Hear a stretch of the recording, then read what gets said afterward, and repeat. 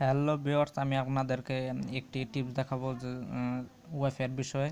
সেই টিপসটি হলো, কোনো রাডারে অন্য কেউ চালাচ্ছে কিন্তু আপনার ফোনের নামটি পাচ্ছে না। এই জন্য আপনারা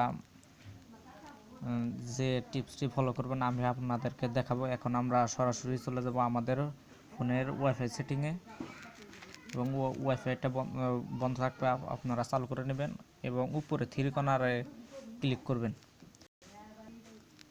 এই থ্রি কর্নারে ক্লিক করব আমরা।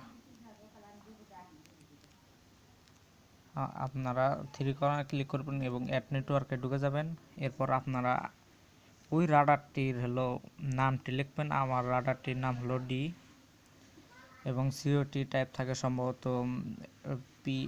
WPA/WPA2PSK, এটা আমরা সিলেক্ট করব এবং পাসওয়ার্ডে যে আমরা পাসওয়ার্ড দেব।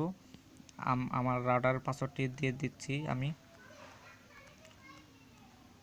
এবং আপনারা আপনাদেরও সেই ওয়াইফাইয়ের পাসওয়ার্ডটি দিয়ে দিবেন এবং আমরা এখন সেভ দিয়ে দিব। সেভ দেওয়ার পর আমার ওয়াইফাইটি অনেক দূরে রয়েছে, তার জন্য কিছু প্রবলেম হচ্ছে, কিন্তু আপনাদের কোনো প্রবলেম হবে না।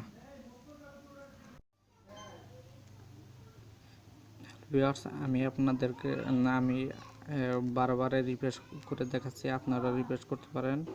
এর ফলে অনেক দূরের ওয়াইফাইগুলো আপনাদেরকে সামনে শো করবে।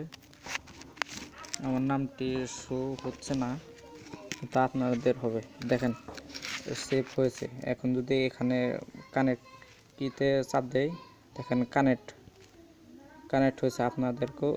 আপনাদেরও কানেক্ট হবে। Thank you. আমার ভিডিওটি ভালো লাগলে লাইক করবেন, কমেন্ট করবেন এবং নিত্য নতুন ভিডিওর জন্য সাবস্ক্রাইব করে বেল আইকনটি অন করে রাখবেন। আল্লাহ হাফেজ।